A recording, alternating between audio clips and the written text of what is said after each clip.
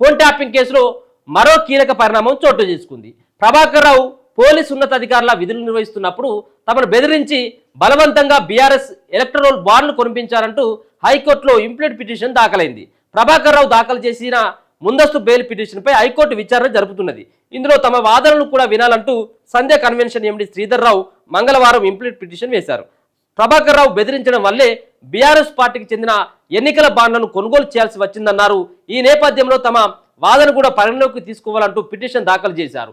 దీనిపై ప్రభాకర్ రావు తరపు సీనియర్ న్యాయవాది నిరంజన్ రెడ్డి అభ్యంతరం వ్యక్తం చేశారు. ఇది ముందస్తు బెయిల్ పిటిషన్ అని, ఇంప్లీడ్ పిటిషన్ దాఖలు చేయడానికి వీల్లేదని చెప్పారు.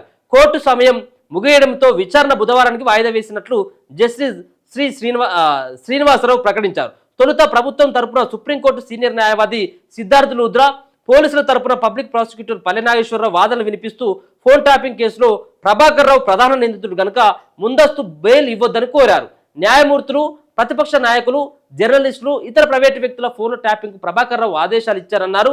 అసెంబ్లీ ఎన్నికల ఫలితాలు వెలువడిన వెంటనే బీఆర్ఎస్ ఓడిపోవడంతో హార్డ్ డిస్క్లను ప్రభాకర్ రావు ఆదేశాలతో ధ్వంసం చేశారన్నారు. అనారోగ్యం కారణంగా బెయిల్ ఇవ్వాలన్న వాదనను తీవ్రంగా వ్యతిరేకించారు. అనారోగ్యం అనేది బెయిల్ పొందడానికి పొందుతున్న సాకని, గతేడాది మార్చి నాటికి ఎలాంటి హెల్త్ సమస్యలు లేవని,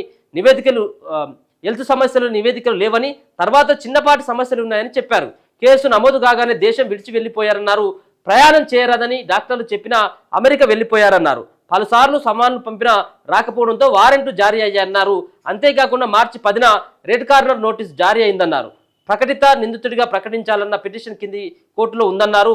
పాస్పోర్ట్ రద్దయినందునే ఇండియాకు రాక తప్పని పరిస్థితి ఏర్పడిందని తెలిపారు. మరో నిందితుడు శ్రవణ్ రావుకు సుప్రీంకోర్టు ఇచ్చిన రక్షణ తాత్కాలికమేనని, దీని ఆధారంగా ప్రభాకర్ రావుకు వెసులుబాటు ఇవ్వొద్దని కోరారు. కేసీఆర్ ప్రభుత్వ పెద్దల నుంచి ట్యాపింగ్ చేయాలంటూ ఫోన్లు వచ్చాయని, వీటన్నిటి గురించి సమాచారం రాబట్టడానికి కస్టోడియల్ విచారణ అవసరమని, ముందస్తు బెయిల్ పిటిషన్ కొట్టివేయాలని కోరారు. విచారణ బుధవారానికి కొనసాగుతూ ఉన్నది. సో దీంట్లో రకరకాలైనటువంటి అనుమానాలు వస్తూ ఉన్నాయి. ఇంకా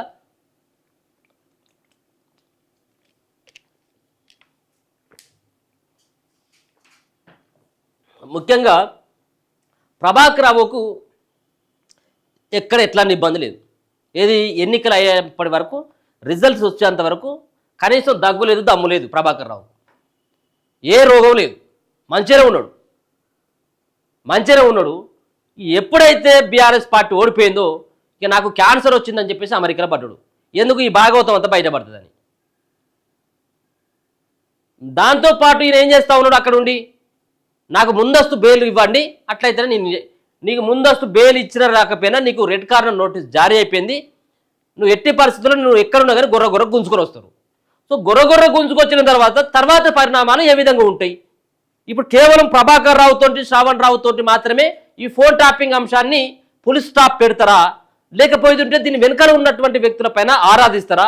వాళ్ళ యొక్క పాత్ర పైన ఆరాధించడంతో పాటు వాళ్ళకు మీరు ప్రజాక్షేత్రంలో దోషులుగా నిలబెట్టేటువంటి ప్రయత్నం చేస్తారా, లేకపోతుంటే మేము ఒకటి అన్నటువంటి విధంగా చేతులు ముడుచుకొని కూకుంటారా? ఇక ఇప్పుడు అసలైనటువంటి ప్రభుత్వం కానీ, ముఖ్యమంత్రి రేవంత్ రెడ్డి తీరు కానీ అసలైనటువంటి రంగు బయటపడుతుంది ప్రభాకర్ రావు వచ్చిన తర్వాత. ఎన్నోసార్లు చెప్పిండు రేవంత్ రెడ్డి, ఫోన్ ట్యాపింగ్ చేస్తూ ఉన్నాడు, మేము మాట్లాడేది వింటా ఉన్నాడు. మరి ఇన్నటువంటి వ్యక్తుల జోలికైతే పోలేదు ఇప్పటికీ.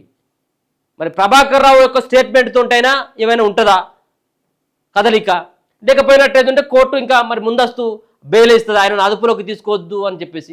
ఇప్పుడేమో పోలీసులు అంటా ఉన్నారు, మరో పక్కన ప్రభుత్వం నుంచి ఉన్నటువంటి అడ్వకేట్స్ సైతం కూడా ఈయనను విచారించినట్టు అంటే కస్టోడియల్ విచారణకి తీసుకుంటే మాత్రమే అసలైనటువంటి వాస్తవాలు బయటపడతాయి అనేది పోలీసుల యొక్క వాదన. చూడాలి మరి ఏం జరగబోతా ఉందనేది.